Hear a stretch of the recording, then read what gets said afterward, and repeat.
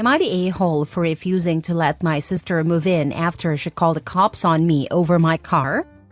I, 20 female, have been living on my own for about 2 years. When I first moved out, my dad gave me his old car to help me get around. It wasn't in great shape, but he said as long as I covered the insurance and repairs, it was mine. Over the past 2 years, I've put a lot of money into keeping it running, so it feels very much like my car at this point. Last week, my older sister Anna, 21 female, asked if she could move in with me temporarily because she broke up with her boyfriend and has nowhere to go. I was hesitant because we've never been super close, but I agreed. Family's family, right? 2 days later, I got a call from the police saying my car had been reported as stolen. I was in total shock. After a long, stressful back and forth, I found out it was Anna who reported me. Apparently, she had called my dad first to guilt him into taking the car back so she could have it. When that didn't work, she went straight to the cops, claiming I had stolen it. Luckily, my dad backed me up and cleared everything up with the police, but it was embarrassing and scary to even be in that situation. When I confronted Anna, she admitted it, but said she didn't think it would go that far and just wanted to teach me a lesson about sharing. Are you kidding me? I told her there's no way she's moving in after pulling something like that. But now she's blowing up my phone, calling me selfish and immature, and even got some family members involved. They're saying I need to be the bigger person because she's going through a tough time. I feel like letting her move in would be insane after this. But am I being too harsh? Now for the comments. Anna is not welcome in my life moving forward. Anyone who has an opinion on that matter can let her move in with you. She tried to ruin my life by having me arrested. I will not now, nor will I ever forgive her for that. And again, anyone who has a problem with that is free to buzz right off. Not the a-hole. OP lived that quote. She is dangerous to you. Maybe you lack self-preservation and survival skills. I don't know.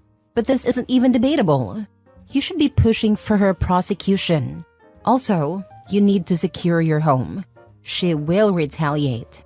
Suggest to the police that they might want to pursue a wasting police time charge against her. It's up to them, but this was a clear case of that. She didn't think it would go that far.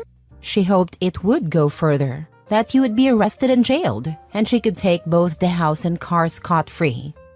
Not the a-hole. What is she going to do next to teach you a lesson under your own roof? She can move back in with your parents or other family members who seem oh so concerned. Yes, she's very entitled. You are not the a-hole. She showed her true intentions and interests, which are only for herself when she pulled a car stunt. The car thing is between you and your dad. It's none of her business. Never put yourself in a situation where she can ruin your day again. The best way to do that is to keep her away from you as much as possible. I mean, you don't have to ignore her, but letting her move in? No, she already screwed that up royally. It's entirely her fault that she's not allowed to move back in with you, not yours. Well, at least I know better now. It's always awful when you love someone and they betray you like this. But at the same time, it can be freeing. One less toxic person in your life. I don't know your sister, but if she pulled this, I bet she was a real piece of work her whole life. Next story. Am I the a-hole for not allowing my ex and former best friend to take my kids out of state for a week to heal and recover after she was left unable to have children? I have 2 children under 12 with my ex. We divorced 5 years ago after I found out he and my former best friend were having an affair. They both tried to apologize and ask for it not to ruin everything, but their actions had already ruined everything. I hate the 2 of them. I no longer care about how they're doing, but for my kids' sake, I remain civil. I have never badmouthed them to my kids. I have never told my kids what happened. I would never want my kids to be harmed more by their father's actions than they already were. The divorce was tough on them, and they had a hard time coming to terms with the changes. They still need therapy for some adjustment issues that have remained. My former best friend hasn't helped by trying to continue on as best friend despite her actions. It also didn't help the kids went from their parents living together to their dad living with mom's former friend. But again, my primary focus has been my children. I love my kids more than I hate those two repulsive individuals. I love my kids more than myself, which is why I worked so hard to be civil in front of my kids. Because the last thing I wanted was to make nice with them. But my kids love their dad, and that has never changed. My ex and this woman are now married, and they tried to have children together. In December, she had her 10th miscarriage and had to be rushed to the hospital and into surgery, which left her unable to get pregnant again. I got a call from my ex telling me all this and asking me to bring the children to the hospital to stay until she was ready to leave. It was my parenting time, so I told him I would not bring them to sit and wait. He was very unsettled and told me to bring the kids by and that he'd get them to ask me to let them stay. I told him that wasn't happening. He made no more contact after that. And he didn't take the kids for his parenting time either, or contact me about it. His mom reached out and told me he refused to leave the hospital. He didn't see them until his parenting time came around again and she was released. There was a new tension in the air at that point. He was furious with me for keeping the kids from sitting vigil in the hospital with him. Now we have another dilemma that's become an issue. My ex booked a healing getaway for them and they want the kids to go along. It happens during my week and it's a school week. He also wants to take his weeks as normal before and after that, so he would have them for 3 consecutive weeks. From what he stated, he would potentially keep them out of school for that long, so the kids could be there to help her recover and grieve knowing she has them, was how he explained it to me. I said no and explained that I was not letting him take them out of school for a week just for her. I told him the kids are not their emotional support to get them through this, and that therapy is significantly better. I told him I didn't approve of them missing extended school time, period. But I wasn't giving up my week for it. He tried to state the week he missed should be made up, but our court-ordered parenting plan states that if a parent voluntarily doesn't take their week without an agreed-upon make-up period, then the other doesn't need to give up a week in return. I pointed this out to him, and he asked me how I could be so by the book about this. He said human decency would dictate that I should be willing to put aside our differences at a time like this, and that school isn't more important than family. He asked me how I would feel if she ended her life because of this, and my refusal was part of the reason why. I told him I wouldn't feel anything. I told him they lost all their rights for me to feel something for them when they betrayed me, and I would not be manipulated into agreeing. He's pushing very hard for this and trying to guilt me into agreeing. I know I might be overly harsh in my response to this, so I wanted to ask if people believe I'm wrong or not. Not the a-hole. Your kids are not your cheating ex's wife's emotional support animals. You can go get a dog. Dogs love you even if you are a complete a-hole. You don't pull kids out of school just to make yourself feel better. That is completely inappropriate. I agree, and he sounds like he would keep them out for 3 weeks, if not a little less. It's a lot of school to miss, and not a very good reason in my opinion. I would actually be more concerned about the emotional damage this so-called healing getaway would inflict. You don't expect kids to provide adults emotional support like that. And you're completely right. 3 weeks out of school is a lot. It may cause them to fall behind a grade and could be considered truancy, because the school would have to agree that the vacation would be an acceptable excuse for missing school.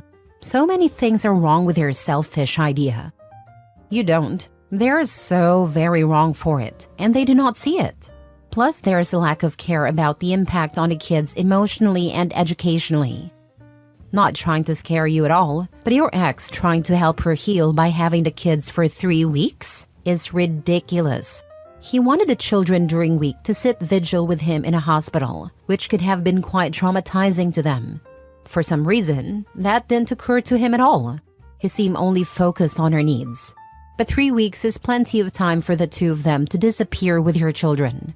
The pair of them don't seem to have any guilt whatsoever when it comes to taking things from you. This is a woman who, after stealing your husband, expected you to still be besties.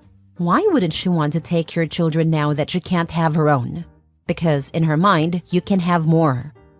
I thought that also. Opie should consider putting a tile or air tag in the kids' backpacks.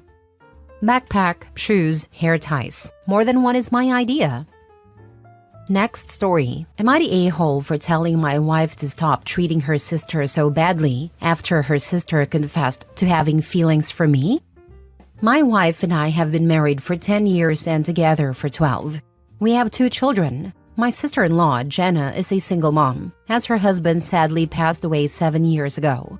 When Jenna's husband passed away, my wife and I provided support for Jenna and her daughter because it was a really traumatic time for them. Over the years, my wife and I spent a lot of time at Jenna's house, and she would often come over to ours. I also developed a really strong bond with my niece. My wife, my children, and I had a close connection with Jenna and her daughter, and we were a tight-knit group. That was until a few months ago, when Jenna confessed something to both me and my wife. We were all drunk and having a good time, and Jenna kind of just blurted out that she had developed feelings for me. I was shocked, and Jenna burst into tears, saying things like how grateful she was that I was a father figure to her daughter. I don't remember too much from that night, except that my wife kicked Jenna out of our house after her confession. My wife and I talked about it the next day, and my wife was obviously very upset. She said she had suspected this for years, based on the way Jenna was acting around me, and she couldn't believe Jenna had betrayed her like that. My wife decided we should cut off all contact with Jenna, and I agreed. My wife told me to block Jenna, which I did. However, I feel like this arrangement has been a bit harsh, especially towards my niece. My niece has been texting me a lot, and I've shown my wife the texts, telling her it wasn't fair that we were punishing my niece too. My wife said it was a consequence of Jenna's actions. Last night, when my niece sent a really long and sad text about how she and her mom were feeling, I feel terrible and decided to bring it up with my wife. I told her we should stop treating Jenna and her daughter so badly, especially after they both went through such a traumatic time. I acknowledged that what Jenna did was wrong, but I asked my wife to have some sympathy. I asked her to imagine if she were in Jenna's shoes and one night tragically lost me. I said that would scar her for a lifetime. My wife got really upset after I said that and broke down in tears. She didn't say anything except that she loved me, and she didn't speak to me for the rest of the night. I feel guilty about what I said. I didn't intend to make my wife feel like this. Was I the a-hole? Now for the top comments. Your wife is correct about creating some distance. Your sister-in-law and niece are clearly slotting you into a partner/dad role, and some boundaries need to be reestablished. The fact that your sister-in-law was bold enough to admit those feelings in front of your wife is already alarming. Also, the wife said she suspected this for years, and still kept quiet and supported Jenna through her grief. The torment of thinking for years that your sister has feelings for your husband? That's the ultimate betrayal, and she must have felt terrible just thinking it. Now Jenna has confirmed the wife was right all along, and OP has the audacity to guilt her for creating distance? That's messed up, OP. Major a-hole. The audacity to say it right in front of your wife. Her sister is insane to me, drunk or not. WTF.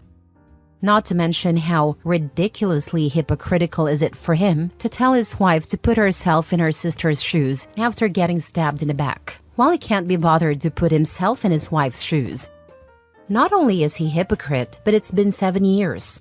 How long the sister needs to latch on to OP? At some point, she needs to live her own lives. Stand by your wife and respect her boundaries. Yes, it's very unfair to your niece, but you're not the one who created this situation. Again, stand by your wife. I think the niece wants OP as a stepfather. Niece isn't innocent in this, and OP should have blocked sister-in-law and niece, but he is going to destroy his marriage over it. Heck, I bet the sister-in-law is helping her daughter with those texts. OP, you're the a-hole. No contact to both sister-in-law and niece needs to happen.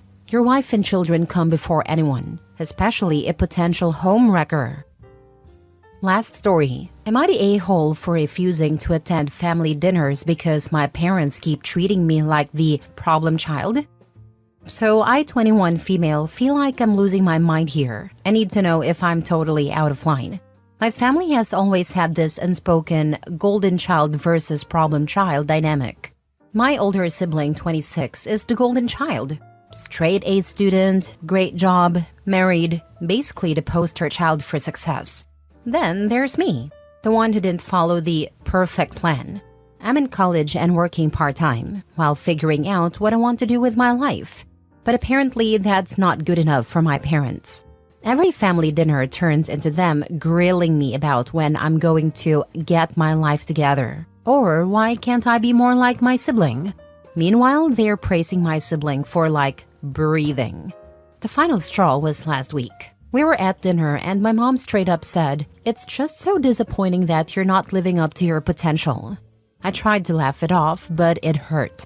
Then my dad chimed in with, "Well, maybe if you spent less time on your phone and more time thinking about your future, you'd get somewhere." I snapped.